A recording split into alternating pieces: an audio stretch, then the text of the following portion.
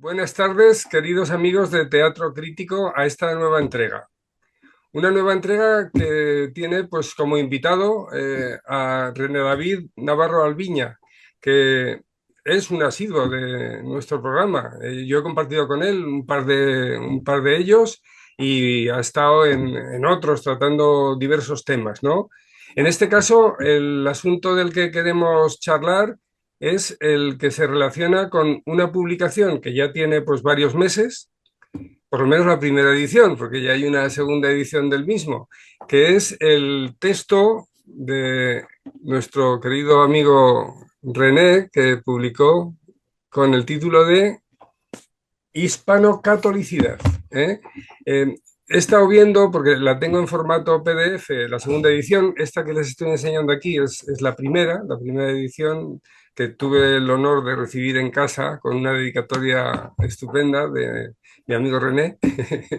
Bueno, y que también tuve el honor de escribir unas pocas palabras, ¿no? A modo, pues, no sé, de presentación del texto junto con otros amigos, ¿no? Como Gabriel Calvo Zarraute, Iván Vélez y, bueno, cinco o seis anuncios, ¿no? Agradecimientos a este texto con el que nos regala René, ¿verdad? Que se pueden leer al principio. Pero unas líneas, lo importante es lo que allí pues pone René, que por cierto, al final del texto pues introduce una serie de textos también de Benito Feijó, que en parte, la mayor parte del libro pues tiene muy en cuenta a este autor, ¿no? Tan importante para nosotros, nuestra escuela, ¿no? Es una escuela que está afincada en Oviedo y la figura de Benito Feijó, perdón, es una de las personalidades más, no es que sea obetense, importante en Oviedo, en toda España, en toda Hispanoamérica, ¿verdad? En toda la hispanocatolicidad, podríamos decir ahora también, ¿no?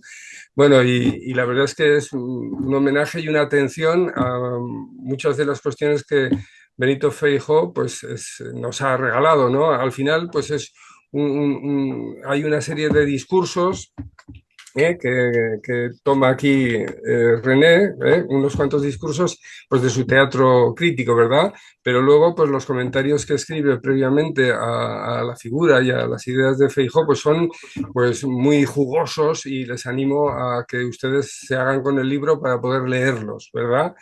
Bien, hay una cuestión, bueno, no voy a hablar yo del libro, prefiero que hable el autor y sobre todo pensando en que estamos en el contexto pues, de la Fundación Gustavo Bueno, ¿verdad? Y en este libro también hay una influencia, ¿no? De la filosofía de este autor. Yo creo que es mejor que el público te escuche a ti, René. Cuéntanos cuál es la influencia del filósofo Gustavo Bueno en tu forma de ver las cosas, en lo que nos has puesto en este libro, en fin, ¿cuál es la influencia de Bueno en lo que nos has contado aquí?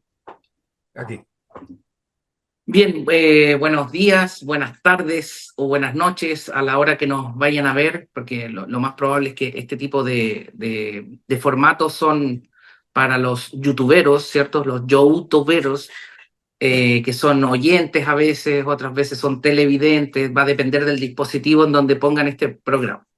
Pero yo quería contarte, querido José Chu, antes de entrar a Gustavo Bueno y la influencia en el texto, quería hacer honor también al programa, a este programa, al Teatro Crítico, porque de alguna manera, por culpa de ustedes, aparece este libro también. ¿Por qué?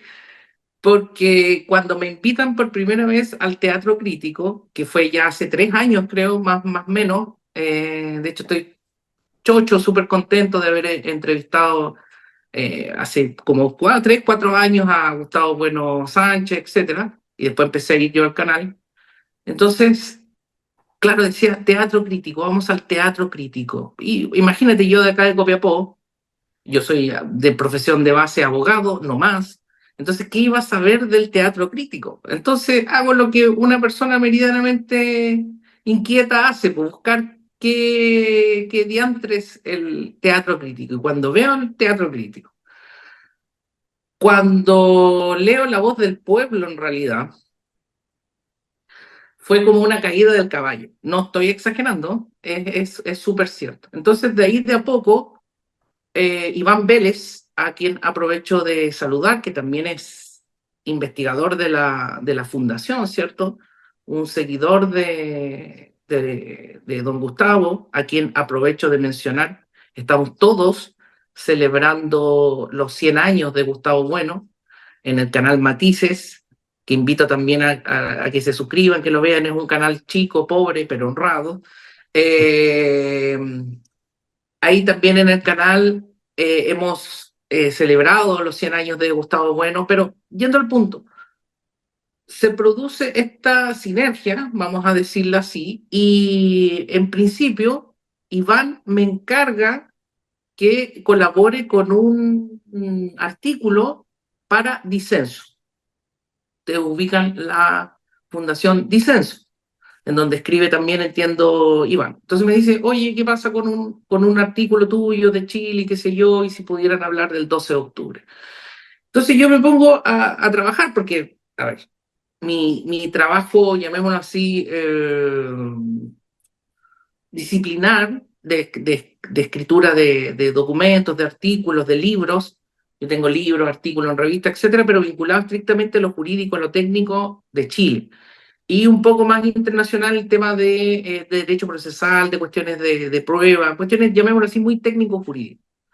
Pero no había incursionado en el tema histórico-filosófico. Entonces, con este encargo de Iván, sale uno de los primeros artículos que aparecen en la primera edición, y después se fueron dando las cosas en el sentido de que en el canal surgió el rótulo de hispano-catolicidad, llamémoslo así como idea fuerza, que ojo, no es que lo haya inventado yo, sino que es una mera unión, pero que sirve. De hecho, tú recién lo ocupaste súper bien, porque dijiste, bueno, de la hispano-catolicidad, y como que salió natural. Entonces, eso lo empezamos digo lo empezamos porque también con el grupo de amigos del Matisse, al cual tú también conoces, por ejemplo, a Javier, etcétera, y otros amigos, Edwin, Álvaro, Felipe, etcétera, somos un grupo de personas que nos unimos a través del canal y que la mayoría tiene su estudio tanto de grado como de posgrado, o que son analistas políticos, etcétera. Decidimos paralelamente conformar el Instituto de Estudios Hispanoamericanos, Instituto de Estudios Hispanoamericanos, y decidimos bautizarlo con el nombre de Feijó. Porque en ese momento yo había entrado también en comunicación con grupos hispanistas, ¿vale? Entonces advertía que la figura de Gustavo Bueno, por una parte, y por otra parte, había como una suerte de, en el neohispanismo, lo vamos a llamar así, en el neohispanismo como que hay de todo, o sea, no podríamos, es como lo que nos enseña don Gustavo, no podríamos hablar de la izquierda, sino que de las izquierdas. Lo mismo pasaba con el tema del hispanismo. Entonces, yo sentí en aquel momento que había como un pivote, una, ¿cómo llamarlo? Como una bisagra, como estos partidos bisagra, Ujú. y esa figura me inspiró Feijóo. ¿En qué sentido? En el sentido de que es cura, rescata la catolicidad, que es a mi juicio inseparable de la hispanidad, pero al mismo tiempo el toque, llamémoslo así, científico. Y si a eso le agregamos que la figura de Benito Jerónimo Feijóo y Montenegro es uno de los inspiradores del trabajo posterior de don Gustavo, yo creo que no había que ser muy, muy ingenioso como para levantar esa figura egregia, que es la figura de Feijóo, porque nos permite tener a un personaje muy potente que habla de todos los temas y que permite eh, derribar los mitos que el Instituto Feijó se pretende combatir. Los mitos que pretende combatir el Instituto Feijó son las leyendas negras, que son muchas, pero por lo menos tres, nos contestamos nosotros, que es combatir la leyenda negra antihispánica, la leyenda negra anticatólica y también la leyenda negra antimedieval. Y en particular, el texto, como te digo, fue una colección de ensayos, y por eso aparece así como que no hubiera una hilación aparente, pero la tiene. Ujú. Entonces, claro, en una primera instancia fue ir rescatando, por ejemplo, el tema de la voz del pueblo que te comenté recién, pero también el tema de los debates, Feijóo, pero yo creo que no tendríamos tiempo, honestamente, como para hacer teatros críticos del teatro crítico completo. Yo creo que nos faltaría tiempo. Y si a eso le suman las cartas eruditas, o sea, tendríamos programa y contenido para rato. Entonces, ¿qué es lo que me llamó la atención a mí como hispano de este sector, como abogado del siglo XXI? Que cuando yo leo La Voz del Pueblo, resonó en mi interior con una actualidad tan fuerte que no solamente impactó, llamémoslo así, mi racionalidad, sino que también mi corazón, en el entendido material, no estoy hablando de sentimientos, sino que materialmente me remeció. Y claro, uno no puede quedarse solamente con los remesones, sino que esto hay que darle operatividad, empezar a operar con el asunto y ahí en conjunto con los amigos de Matisse, en conjunto con los amigos del instituto, se empezó a dar qué sé yo, una estructura, ahí te pedí a ti, Joséchu, al mismo Iván, a Rubén Franco, que aprovecho de saludar también. El trabajo con Rubén también es bien importante. Si ustedes revisan la lista de reproducción del canal Matisse, Rubén brindó un curso gratuito completo y lo rotulamos como curso de filosofía en español. Y en rigor, ese curso de filosofía en español era un curso dedicado a Gustavo Bueno. Y obviamente, como estaba dedicado a Gustavo Bueno, también estaba dedicado a Feijó. Y qué mejor que un doctor en filosofía como Rubén, que se sacó una foto con la estatua de Feijó atrás, fue muy divertido, lo pasamos muy bien. Entonces, todas esas cosas se han ido armando de alguna manera, siguiéndole los pasos a ustedes. Ahora, claro, no vamos a hacer exactamente igual, ni nosotros, de hecho, hay memes en internet que nos decían que nosotros éramos los mamporreros de Gustavo Bueno. La verdad es que eso yo lo tomo como chiste, me da lo mismo. Tampoco somos imitadores totales, porque eso es risa. De hecho, Feijóo lo dice no recuerdo en este rato si en el teatro o en las cartas, que la imitación burda es ridícula, pero la mímesis, que diría después Dawkins, con el tema de los memes, es necesaria para la vida en comunidad. Y creo que lo que hacen ustedes de las charlas en la Escuela de Filosofía de Oviedo, etcétera, y más encima con el tema este de Internet, de lo que estamos haciendo ahora, imagínate, tú estás en España y yo estoy acá en Chile, y estamos haciendo una conversación que la tecnología nos permite fácilmente. Entonces empezamos a hacer eso, invitamos a Axel, a Tilana, al diputado Robles, se me puede quedar alguno, a Rubén, a ti, José, ¿cuántos programas hemos hecho contigo? Al mismo Gustavo Bueno Sánchez, se me olvidan en este rato algunos más, bueno, a Iván Vélez, dije recién, el Pues profe de Carlos, matemáticas, se me fue en este rato el nombre del Carlos, profe de Carlos matemáticas, Madrid, Carlos a Madrid. Carlos Madrid, Luis Carlos creo que a también, ¿no? Luis Carlos Martín Jiménez. Luis Carlos Martínez, el que escribió Martín. sobre Stalin, se me fue en este rato. Pero Sobre bueno, Stalin, a José Ramón sí. Esquinas, quizá. José Ramón Esquinas. No, el que hizo bueno, Claro. me voy a acordar en un rato del nombre del amigo del colega, que todos estos son súper jóvenes, que son de la Daniel, edad de quizá Daniel. Daniel.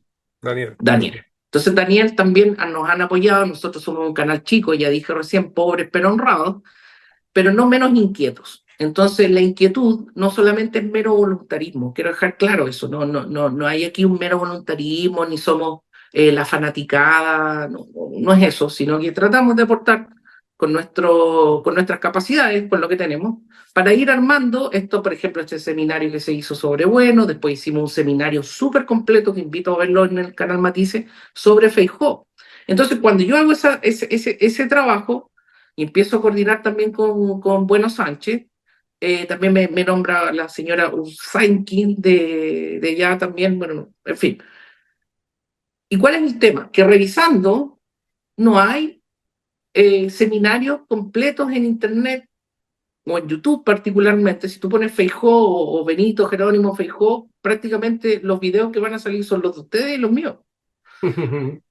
Y eso es, entonces, creemos que es necesario reflotar estas figuras egregias que, claro, en el paso del tiempo toca ahora con Feijó, pero prontamente va a tocar con Gustavo Bueno Martínez también.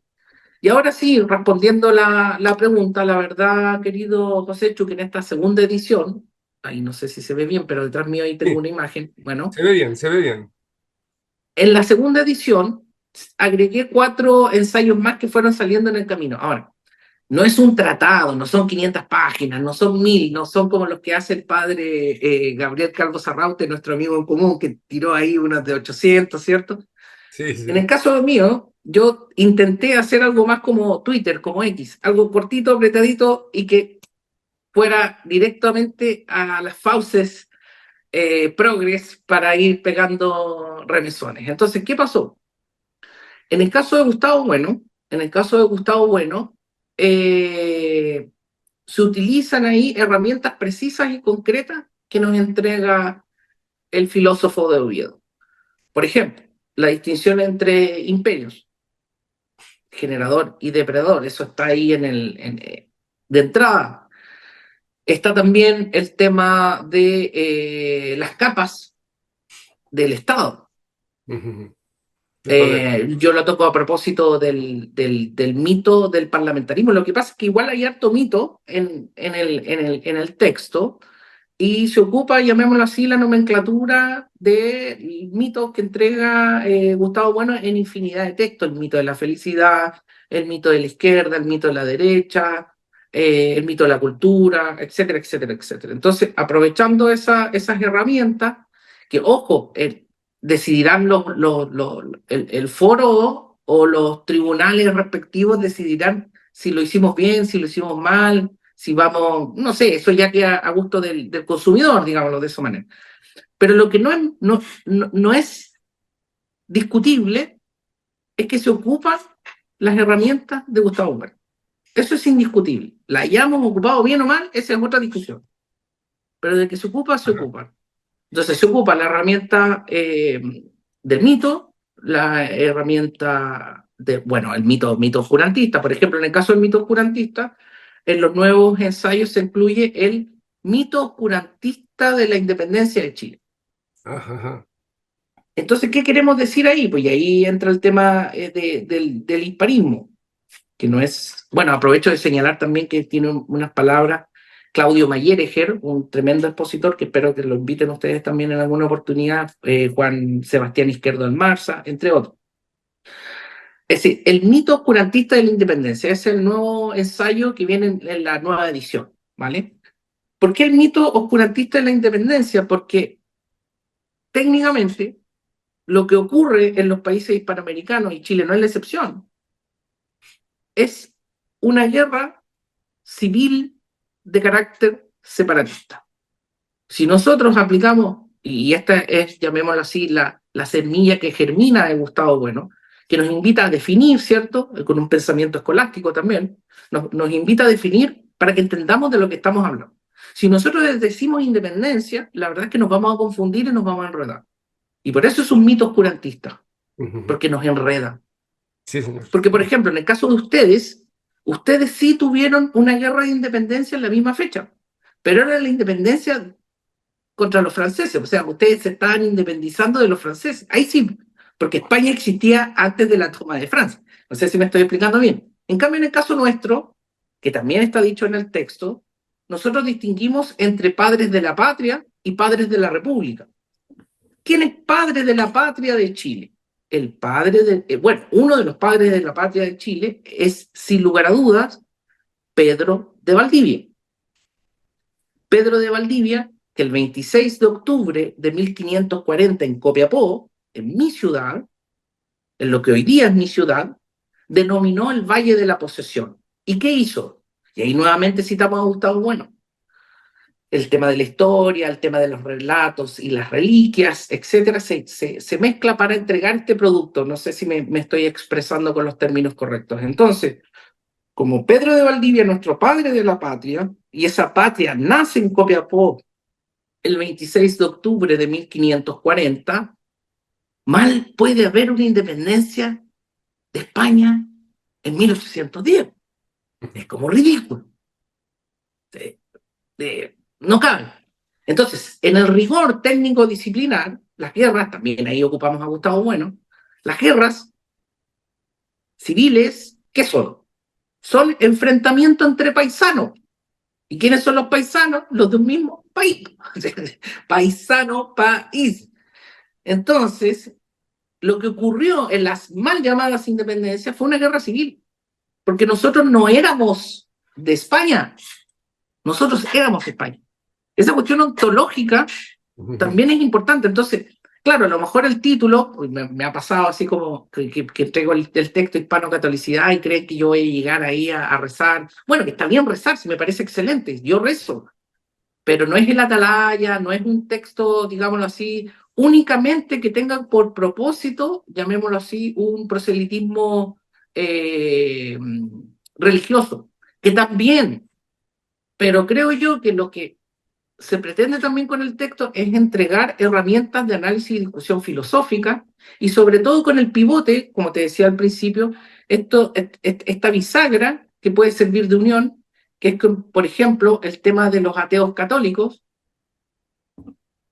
que, que nunca la catolicidad ha pretendido meterse en la mente de las personas. Pero dime tú, Josécho, ¿qué prefieres? Que los adolescentes, esto es una cuestión personal, pero que los adolescentes que la pasan en el tema de algún ateísmo, lean a Richard Dawkins o a Bueno. Yo no me pierdo, o sea, yo creo que Gustavo Bueno es la No lo ha respondido. alternativa. Lo ha Entonces, respondido. por favor, o sea, por favor. Eh, claro, hemos recibido críticas de todos lados, pero cuando uno recibe críticas de todos lados quiere decir que no va mal, porque si te critican los unos, quiere decir que no le gustó a los otros y a la inversa. Entonces, a algunos les suena raro esto del materialismo filosófico, nos creen que somos zurdos, otros dicen que estamos muy cargados para lo católico, que somos muy aidines, en fin. La verdad es que me interesa poco, a mí lo que me interesa es rescatar conceptos fuertes. Y uno de los conceptos fuertes es el tema de intentar que no se llame más independencia a lo que ocurrió en Chile en 1810 y siguientes años, que lo que en rigor corresponde, vuelvo a repetir, es una guerra civil de carácter separatista.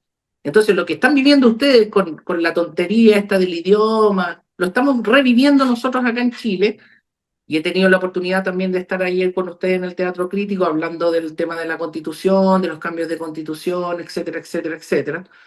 Y creo que el libro que se entrega, de alguna manera, a mí, me sirvió para radicalizarme. ¿En qué sentido? En el sentido de volver a la raíz.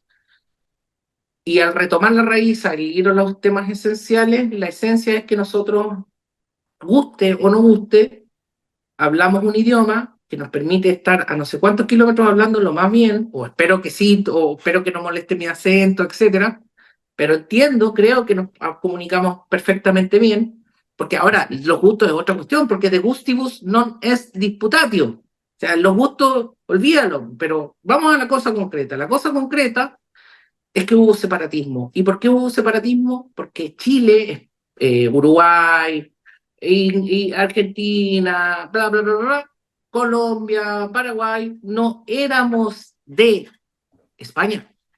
Nosotros éramos España. Como te decía recién, distinguimos entre padres de la patria, Valdivia, versus los padres de la republiqueta, perdón, de la república. Y en los padres de la republiqueta, perdón, república, ahí sí estaría el O'Higgins, los Carreras, San Martín y todo eso revolucionarios de poca monta, revolucionarios de poca monta que nos hacen sufrir hasta el día de hoy las tonterías que tenemos hasta el presente. O sea, si hoy día tenemos un Estado inoperante, como lo que ocurre en Valencia, con un rey de pantomima, eso no solamente lo sufrimos nosotros, lo sufren ustedes.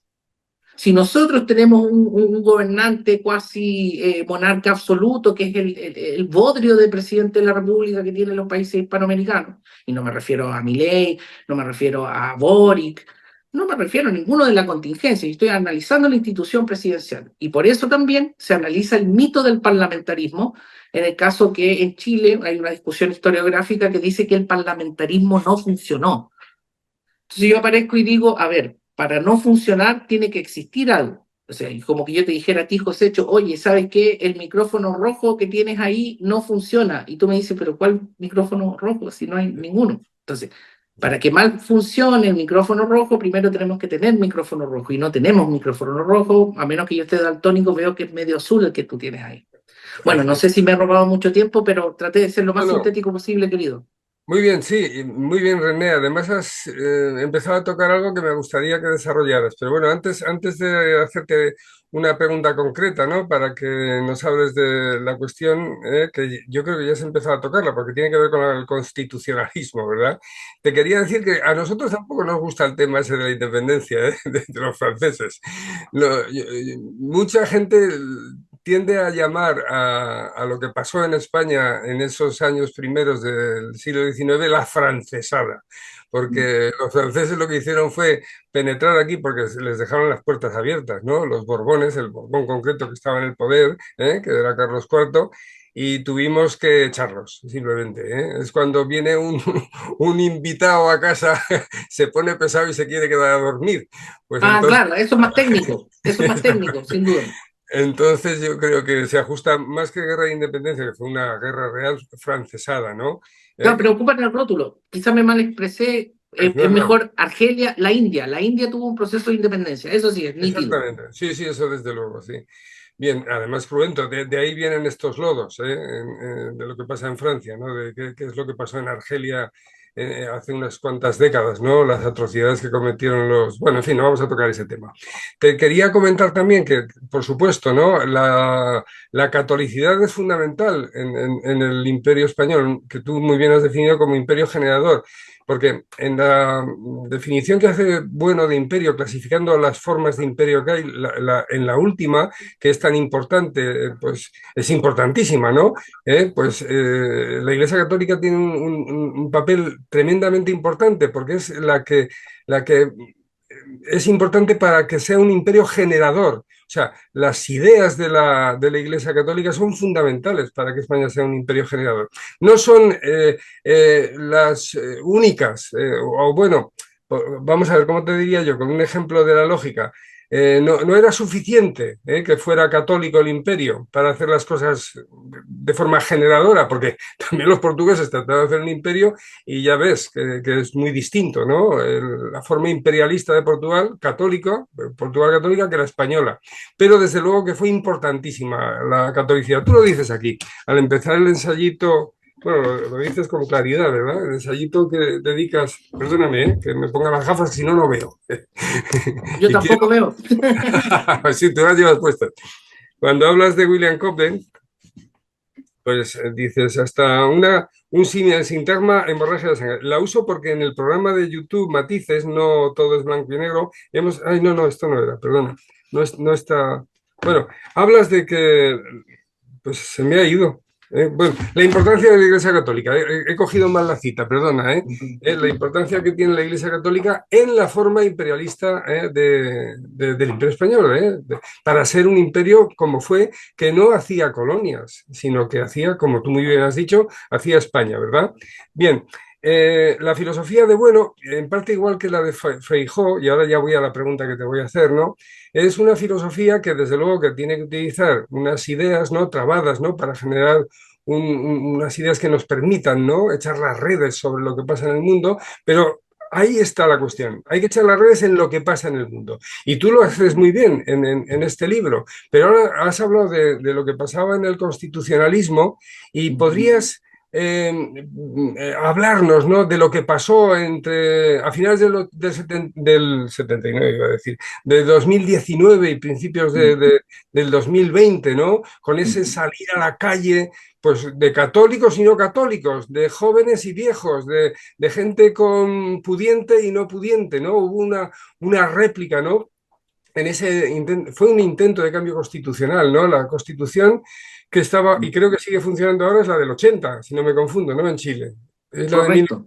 1980. Bueno, háblanos de ese tema. Echa las redes, ¿no? De lo que hemos aprendido de Feijóo, de Bueno, para decirme qué es lo que pasó ahí, ¿no? En esos momentos tan tremendos, ¿no? Que Bueno, de ahí, la historia de Chile actual. ujú. Sí, ahí partiría no sé si estará escrito, pero hay una clase de Gustavo Bueno Sánchez, en donde explica las implicancias de Bentham con Bello y el constitucionalismo hispanoamericano. Entonces, eso es clave en el entendido que España también cayó en pisar el palito liberal de tener constitución.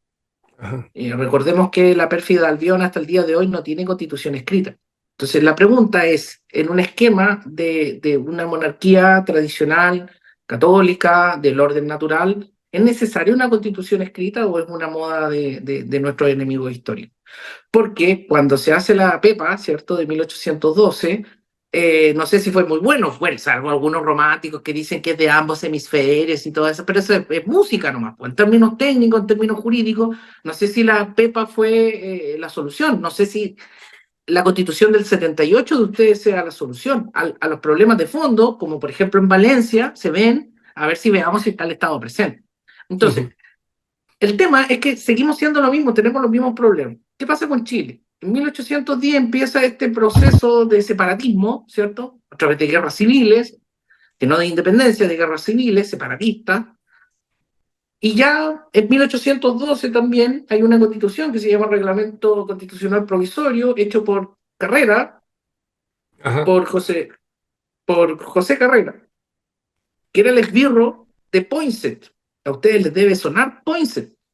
Entonces, ese protestante Poinsett, gringo, yanqui, useño, quería quitarle la parte romana, iglesia apostólica, católica, apostólica y romana, y le quitaron ahí romana. ¿Me entiendes? Entonces ya ahí se está metiendo, llamémoslo así, el imperio, los imperios, pues esta dialéctica de imperios, que es la herramienta que nos entrega también don Gustavo. A partir de ahí se producen una serie de líos, peleas, guerras civiles y siempre inestabilidad. ¿Por qué? Porque no hemos tenido estabilidad institucional y yo creo que a ustedes les pasa lo mismo desde que empezamos a utilizar las categorías liberales. Las categorías liberales no son la tradición hispano-católica. Ese es otro cuento. Y la prueba de ello es que hasta el día de hoy en España y en Chile se discute el tema constitucional. Eso es inevitable. Yo creo que en algún rato ustedes también van a tener sus estallidos sociales que no tienen nada de espontáneo. Y eso que salió la gente y la cuestión es lo que ven ustedes por la prensa. Lo que hubo gente adoctrinada. Es como que yo te dijera, te pregunto, José Chu, ¿el rey ahora lo echaron a palos de Valencia? Ahí de Paipota, de Paiporta, ¿cómo se llama? No, ¿cierto? Pero aquí en Chile, esa fue la noticia que se dio, que al rey fue el que lo echaron a palos. No, sí, te lo digo, te lo estoy diciendo. Así es el manejo de la prensa. Que al rey fue el que le echaron a patadas. Al otro. Y lo rotulan así. ¿Te fijas? Y cuando hablan del rey de Inglaterra o cuando hablaban de la reina de Inglaterra, ¿sabes cómo ponen el generador de caracteres abajo en los noticieros? No hablan del rey de Inglaterra, hablan del rey. Hay que ver, ¿eh? Y la gente así, uy, mira el rey. O sea, Frei Montalva, presidente chileno, paseaba en un Ford Galaxy descapotable a la reina de Inglaterra y le mostraba a sus vasallos y todos salían con banderitas. O sea, si eso no es prueba de algo, bueno, hay que investigarlo, hay que profundizar. Entonces, ¿qué quiero decir? Que después de una serie de tumbos constitucionales, incluida la Constitución del 25, que fue hecha por un italiano, el señor Alessandri, que fue presidente de la República también, tan dictador como le achacan a Augusto Pinochet, esa Constitución tiene el problema del presidencialismo, que es una hipertrofia en toda Hispanoamérica. En otra oportunidad, si quieren, podemos desarrollar el tema del parlamentarismo, porque ustedes tampoco, como viven en la contingencia, creen que el sistema presidencial es mejor, y bueno, hay todo un enredo. Yo creo que las herramientas de don Gustavo nos pueden servir para ir desmenuzando ese tema. Pero volviendo, la Constitución de 1980, que fue, digámoslo así, una hiperpresidencialización de la Constitución del 25 en Chile, según la protesta o de quienes dirigían la protesta, era el problema. O sea, y aquí hay una cuestión progre metida detrás del pensamiento Alicia, lo diríamos en los términos de don Gustavo, del creer que con una norma, con el papel, con una mera norma positiva, tú cambias las cosas. Entonces, eso lo vivimos en forma patente, en términos muy patológicos, por cierto, con una explosión fecal absoluta, en donde teníamos de constituyentes, de integrantes de la Convención Constitucional. Muy bien. A la tía. Ya, entonces, en esa primera convención constitucional había corpóreo, estaba la tía Pikachu, estaba, pero es de verdad, es como ver un capítulo de Pokémon, pero en una sala del Congreso. Entonces, eso es un desquicio total. Y después se rechazó y volvió, pero ahora nuevamente, ya no con Pikachu, intentaron hacer una constitución nuevamente progresista, globalista, autodestructiva.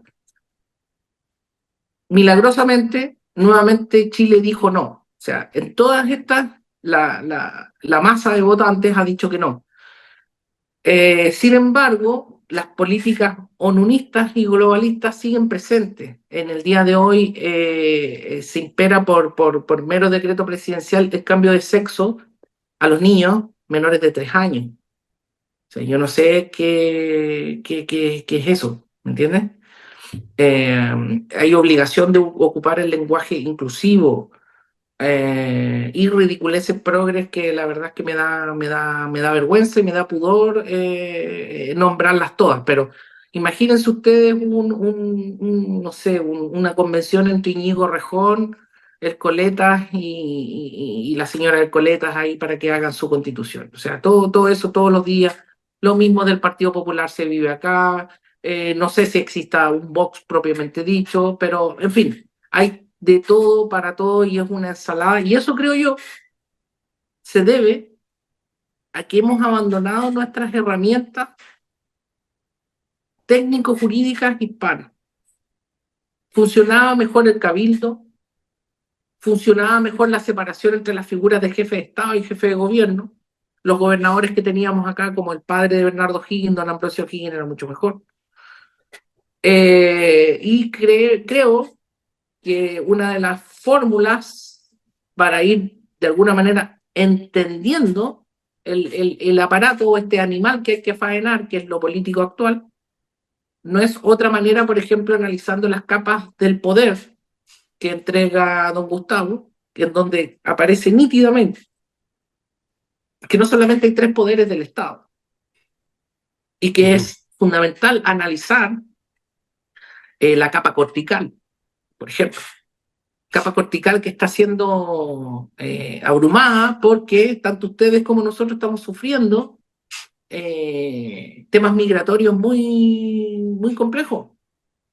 Y si a eso le sumamos el hecho de que la población no tiene hijos y que la mayoría tiene perrijos, si no tenemos hijos y, no hay, y se contentan con perrijos, no sé cómo vamos a tener Estado, no vamos a tener capa de ninguna. De alguna manera hay que hacer frente a eso y creo que independientemente si compartimos o no todos y cada uno, así como dogmáticamente cada uno de los puntos, yo creo que no, pero hay muchas coincidencias que yo creo que deben ser rescatadas. Obviamente, y aquí espero que se entienda bien, no puede no haber autocrítica. La iglesia contemporánea, como bien lo han explicado ustedes, sufre de la protestantización y de lo peor de la protestantización. Entonces la germanofilia, la anglofilia, etcétera, en sus peores versiones están presentes, están ahí dando vueltas, está dando vuelta la teología de la liberación, está dando vuelta que la misma iglesia realmente existente, ¿cierto? Es bastante progre, entonces en vez de ayudar no ayuda mucho, etcétera, etcétera, etcétera. Ahora, ya entraríamos en otros temas de corte teológico, pero en lo que refiere a lo tradicional, nuestra misión, creo, es el rescate de nuestro idioma como anclaje, nuestra religión, y a eso hay que sumarle nuestra política. Y nuestra política vamos a tener que decidir si es atlantista o no.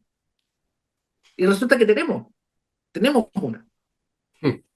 Y esa política creo yo que no es otra que la hispano-católica. Bien, René, pues mira, si me permites hacer un pequeño apunte a lo que has dicho, también de todas estas cosas interesantes que has dicho, pero que resulta aclarador de lo que implica esta ideología, ¿no? De género y este ataque que tenemos, ¿no? Pues al modus vivendi, a nuestras tradiciones, ¿no? Cuando ha pasado lo que ha pasado en Valencia hace un par de semanas y cuando salía en la prensa pues todo lo que las explicaciones que se estaban dando, en ningún momento se ha oído lenguaje inclusivo, en ningún momento. Pero para nada, ¿eh? El lenguaje inclusivo no, ha quedado en estas 2 últimas semanas fuera de lugar en la política española. No nos han educado para el lenguaje exclusivo. Cuando pasan cosas realmente importantes, entonces lo que sucede es que tenemos que dejar las tonterías a un lado, ¿eh?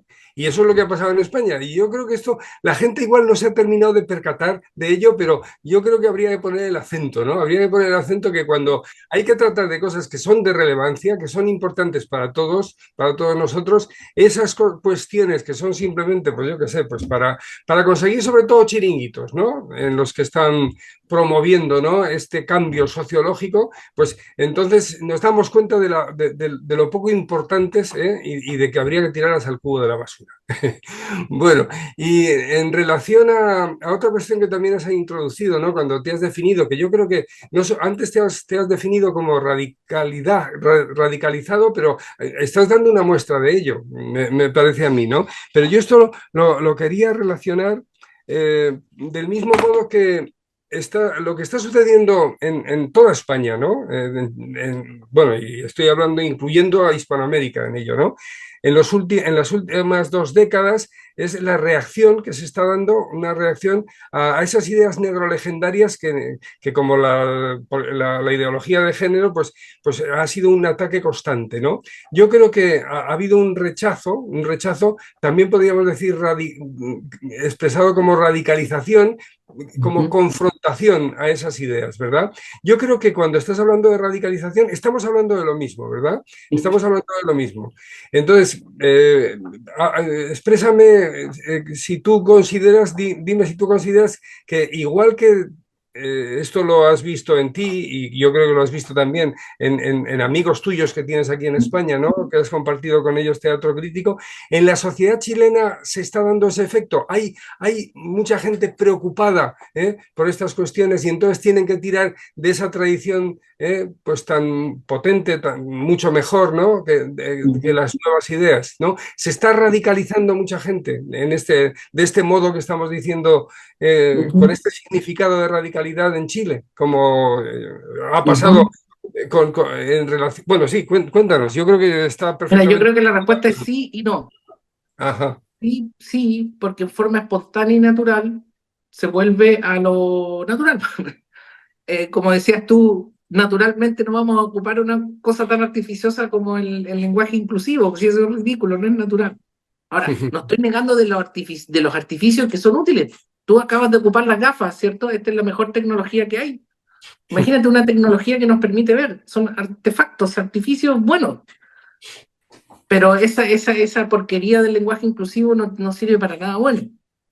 Entonces, si hay una radicalización, claro, porque estamos tan aburridos del estiércol que necesariamente en forma natural se está volviendo al orden natural, de forma natural, espontáneamente en algunas cosas.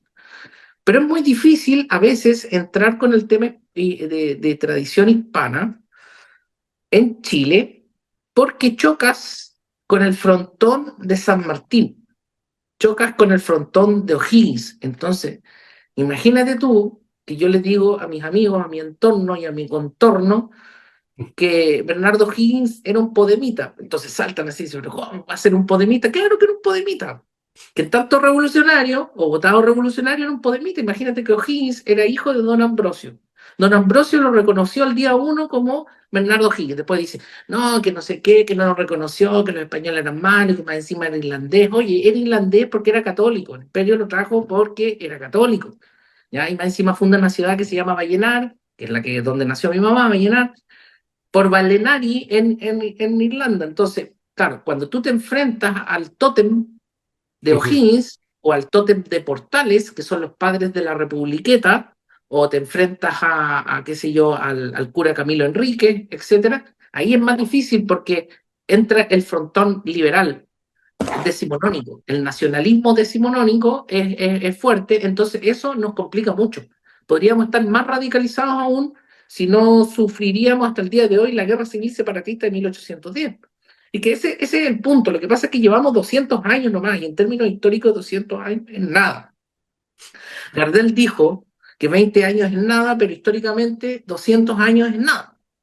Entonces, si tú te vas a enfrentar, cosecho, a un chino, y el chino te pregunta, oye, ¿y cuántos años tiene tu cultura? Y tú le dices 200 años, el chino se va a reír en tu cara. Pero si al chino tú le respondes que en realidad no tienes 200, en el caso nuestro tenemos 500 que se suman a la tradición hispánica, entonces hispano, greco, latino, ahí ya, como que la cosa se pone un poco más potente, ¿cierto?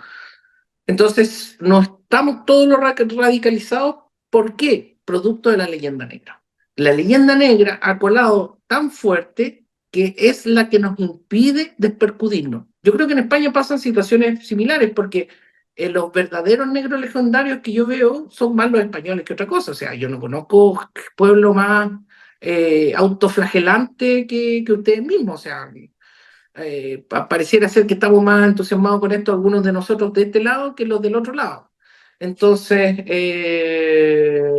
pero fíjate que de repente surgen cosas, como por ejemplo esto que dijo Trump hace poco, cuando le dice al gentío que tenía ahí, bueno, ustedes son latinos y todos, no, Yo lo vi, aquí sí, sí. son Muy bueno. hispanos, ¿cachai? Sí, sí. Entonces, Estuvo esa, muy esa, bien esa, aquello.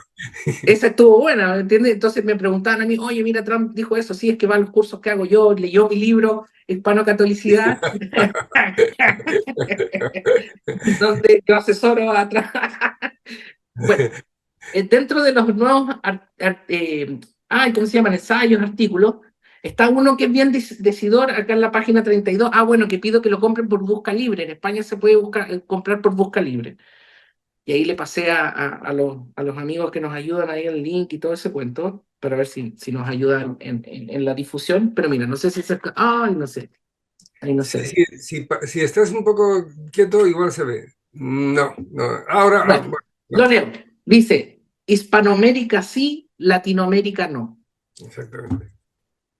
Hispanoamérica sí, Latinoamérica no. Entonces esa cuestión es fundamental. ¿Te fijas? Entonces, mientras nuestros políticos no sigan diciendo Latinoamérica, no vamos bien, porque como bien dice la Fundación Gustavo Bueno, describe a el señor Bilbao. El señor Bilbao, un fundamentalista democrático, ¿cierto? Socialista, espiritista. Entonces, ahí me sirvió mucho lo que hace el diputado Robles con el espiritismo, desmantelando el espiritismo. Entonces, ¿cómo tú puedes desmantelar el espiritismo si no a través del materialismo filosófico? ¿Te fijas? Entonces, esas son las herramientas que yo ocupé. Mira, Latinoamérica debe ser una de las palabras más notoriamente creadas con un trasfondo negro legendario. El uso de la neolengua no es obra y arte exclusivo del wokismo. Surge en un contexto geopolítico, en una dialéctica de imperios, con una marcada finalidad anti-española. Quizá no lo vemos porque estamos infectados de buenismo, un buenismo que nos impide retornar a la raíz, retomar nuestras raíces para nutrirnos adecuadamente. Fíjate, ahí está la radicalización. Bueno, Ajá. ¿cuánta radicalización habrá? Depende, porque en este rato tenemos a un presidente como Milei en Argentina y a un descerebrado como el de acá de Chile, ambos solteros maduros que no tienen hijos y tiene perrijos, eh, en lo cual siguen diciendo Latinoamérica, ¿te fijas? Y Milei tendrá cosas algunas positivas, pero es negro legendario, defiende a Sarmiento. Yo creo que el camino es de 200 años, querido Joséchu, que nos desmembraron, pues imagínate lo potente que seríamos en este rato con, con el Océano Atlántico, con el Océano Pacífico, con un mercado como pudiera ser el chileno y el argentino nomás, sin ir muy lejos. Si eso le sumas Perú, bueno, de México para acá.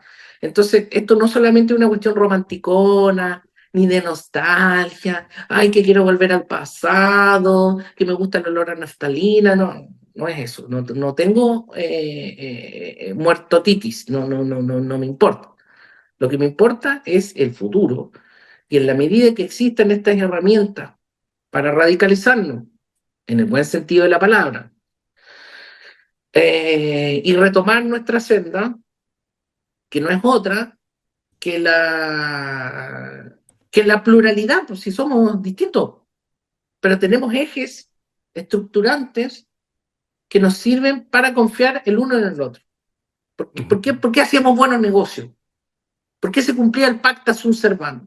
Bueno, que hay periodistas acá en Chile, de la CNN en Chile, que dicen que somos ladrones porque somos católicos. Entonces, como nos conquistó el Imperio Hispano y somos católicos, entonces somos ladrones, porque si nos hubieran conquistado los protestantes, seríamos muy respetuosos de la propiedad. Entonces, como somos católicos y somos hispanos, somos ladrones. Mira, pues.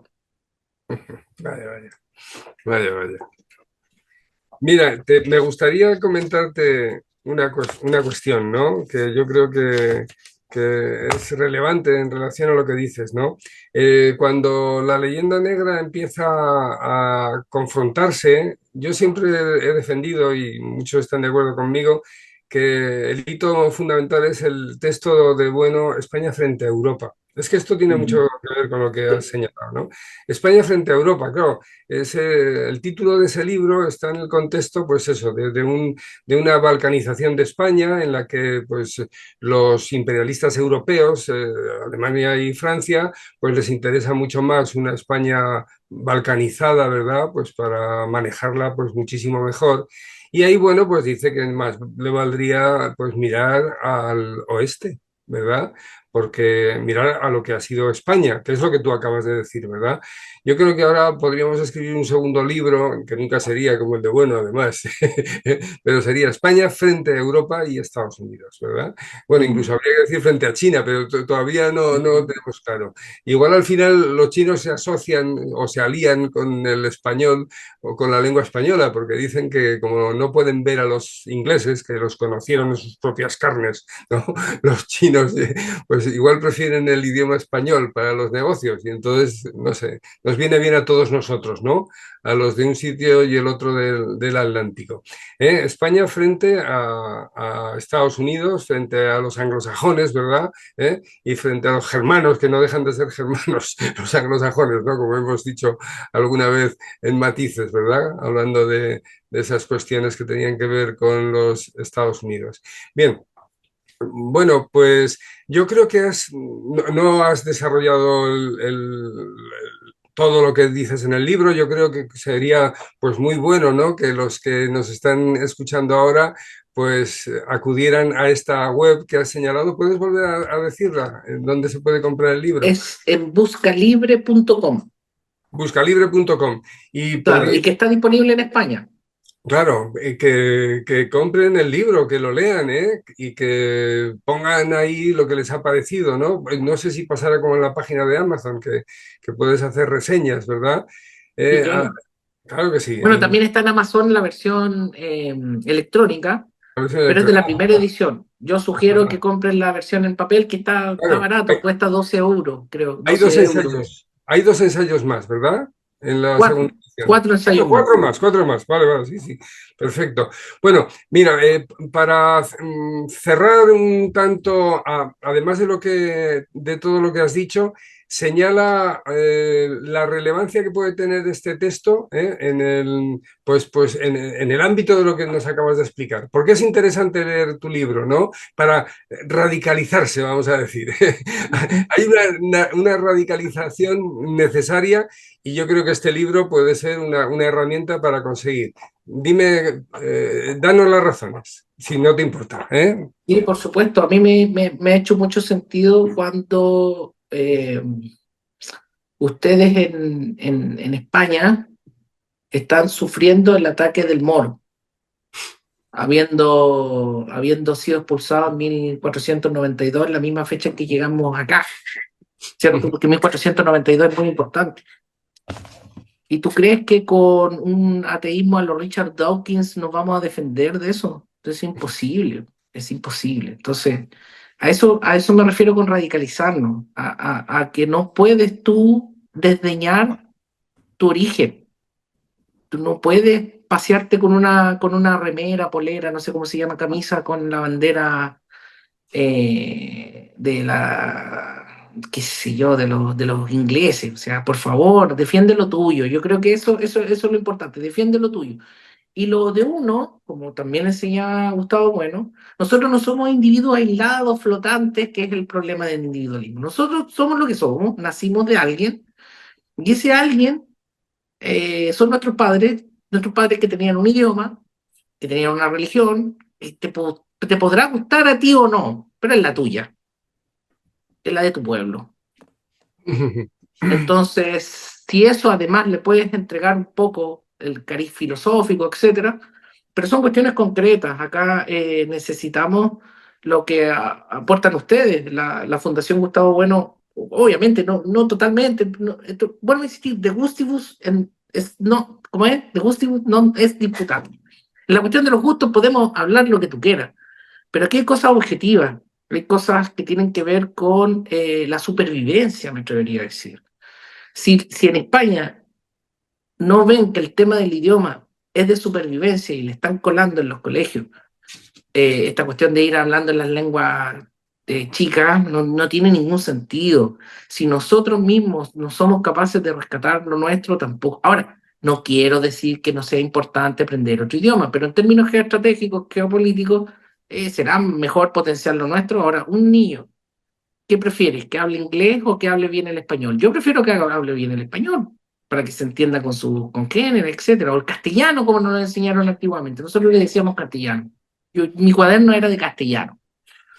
Lo otro, somos lo suficientemente potentes como para racionalmente ir ocupando nuestros mercados, como para ir ocupando nuestros elementos de estudio, como para potenciarnos mutuamente, tanto entre los países hispanoamericanos cuanto con la madre patria. Yo estoy seguro que existen personas que todavía son lúcidas y no han sucumbido al demonio profe, al demonio woke. No están posesos de ese espíritu dañino. Y con un buen remesón, que por ejemplo el remesón que entrega el materialismo filosófico, y si algunos podemos divulgarlo de alguna manera, bien, mal, más o menos, regular, eso de verdad discutámoslo después. Lo importante es que en estos momentos no lo están pasando bien. Hace poco, Paloma Pájaro, que es la que a ustedes también les sirve de difusión, invitó a un señor que creo que fue ministro de Agricultura o algo así, y estaba hablando del campo.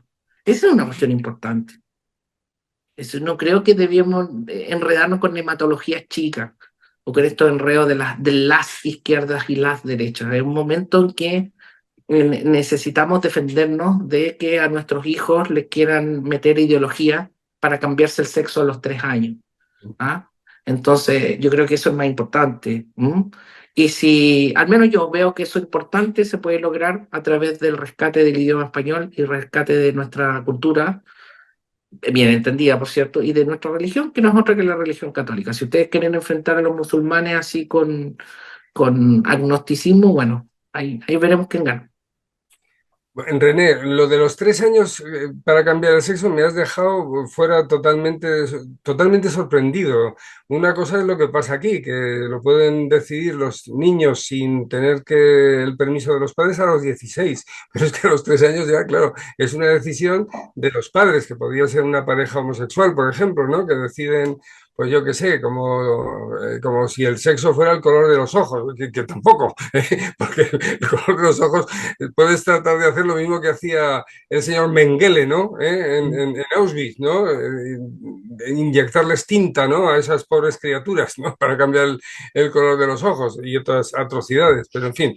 Eh, Hay una cuestión cuando has hablado de lo que pasa con los musulmanes en la España en la actualidad, ¿no? 1492. Después de 1492 siguió la confrontación, ¿no? Porque si los reyes católicos deciden ir hacia el oeste es precisamente por cogerlos por la espalda, ¿verdad? Pues porque los piratas berberiscos no dejan de...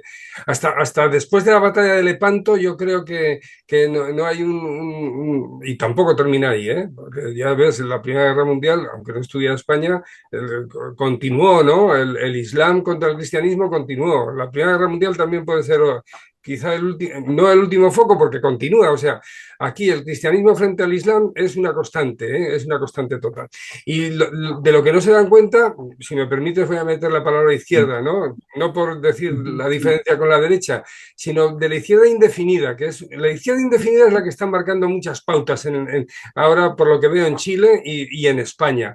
Y la izquierda indefinida tiene unas contradicciones, como es lógico, por esa indefinición, que es que mientras nos está metiendo una ley de género en la que están hablando de que las mujeres se tienen que, como dicen, empoderar, ¿no? Sin embargo, ve a una señora tapada con un pañuelo en la cabeza, incluso con un burka, y dice que hay que respetarlo porque, por favor, es que estamos en el mundo del absurdo. O sea, en un mundo que hubiera podido escribir perfectamente Samuel Beckett, ¿verdad? Y entonces iríamos a verlo como una cosa pues que no está, que no es real. Bueno, pues en esta irrealidad nos estamos moviendo, ¿no? En este absurdo ilógico de esta izquierda indefinida que nos está llevando donde nos está Pero llevando. mira, Josécho, Sí, sí, perdona. la izquierda y la izquierda indefinida, que es la que gobierna hoy en Chile, ¿cierto? Ellos que son buenos, ellos, Lo mismo, estamos en lo mismo. Uh-huh. ¿cierto? Ellos que son buenos, se le murió un trabajador, un gaffiter, en el Palacio de la Moneda, en la Casa de Gobierno. En la Casa de Gobierno se murió un gaffiter que lo hicieron trabajar 17 horas seguidas. ¿Qué te parece el gobierno de Les Trabajadores? ¿Ya? No, en Uh-huh. serio, esto no es broma. Y segundo, a ellos Bueno, les terrible, mueres, terrible.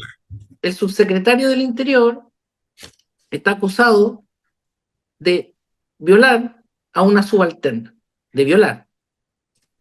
Uh-huh. Violar, no es abuso, no es acoso, no, violación, penetración. Han Ah. pasado más de un mes y todavía no ha formalizado, querido Josécho. Aquí Imagínate, tenemos un caso el parecido. gobierno autodefinido Sí, feminista. sí. Ya, tenemos un caso parecido, aunque lo han No, desplazado no, de... pero no es parecido porque No, no, no. Errejón no está acusado de violación y Cierto, la cierto. violación implica penetración. Errejón tiene cara de retrasado, pero ese es otro tema. Inverde. Ese es otra cuestión. Bueno, Pero aquí da igual, ¿eh? Porque da igual que penetres o no, parece ser que es el mismo delito. En el momento que dice no una señora, ya da igual que seas un violador o que seas simplemente que le hayas insultado, ¿eh? O que le hayas tocado en la oreja derecha con el dedo izquierdo. bueno, Te llevan al como haya calabozo. sido, Sí, sí, como haya sido, es el gobierno de los trabajadores y el gobierno de las mujeres. sí, sí, sí. Entonces, en el error que hemos caído muchos, me incluyo, es creer que esos políticos que dicen defender esas causas en realidad le interesan lo que defienden. Y la verdad que no es así.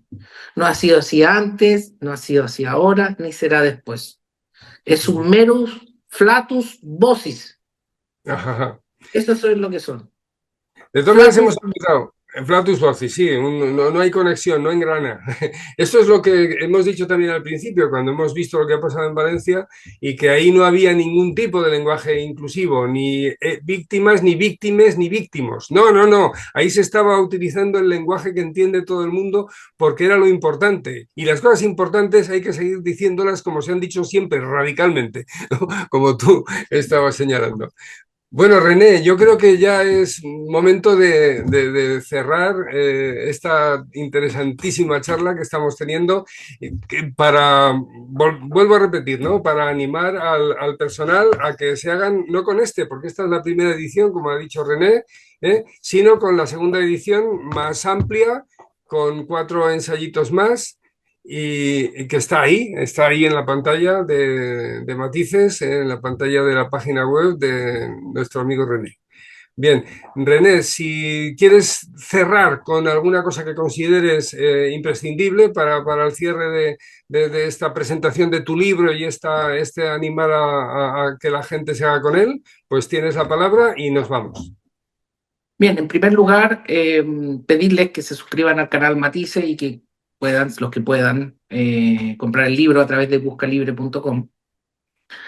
Y mis palabras finales creo que son de agradecimiento, agradecimiento en el año del centenario de Gustavo Bueno Martínez, por lo que nos entregó, por lo que nos legó, y que habemos algunos en Copiapó, imagínate en Copiapó, que ocupamos las herramientas de Gustavo Bueno.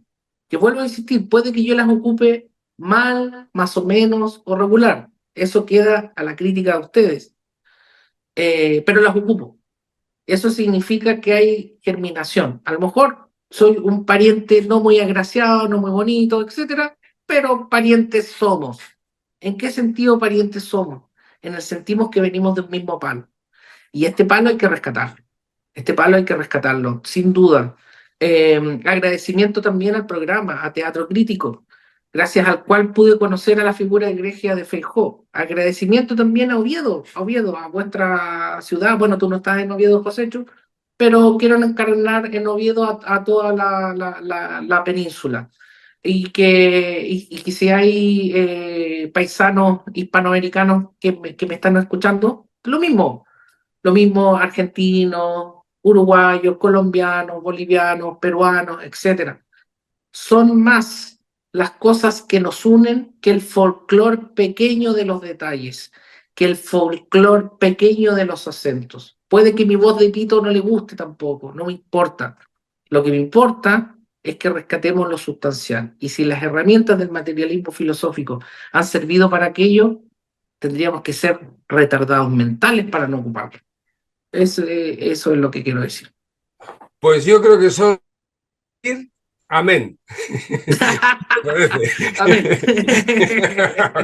Bueno, y un placer, René, después del amén, para despedirnos de nuestros oyentes y los que nos ven y que nos verán, porque seguro que a la vuelta de unos cuantos meses vamos a tener unos cuantos comentarios, ¿no? Debajo del vídeo y muchos números que van aumentando porque ha sido un programa realmente interesante. Muchas gracias, René, por estar aquí. Gracias, José Y Chu, y hasta al canal y a la fundación. Y a Gustavo Bueno Sánchez también un cariño y un abrazo desde Copiapó. Bien, pues hasta que nos volvamos a ver en Teatro Crítico, o nos volvamos a ver en Matices, o nos volvamos a ver en España, o en América.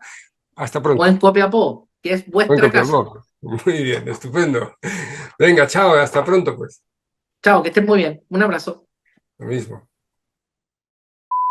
Charlar con un amigo que ya es habitual en estas tertulias de teatro, René, Domingo, oye, perdona, borra, que sí, borra, borra, vamos a empezar otra vez. Sí, casi te llamo de otra manera, René. No te preocupes, Me llamo no René pasa nada. Domingo en vez de René David. Domingo es bonito nombre. Sí. Bueno, empiezo otra vez, Iván.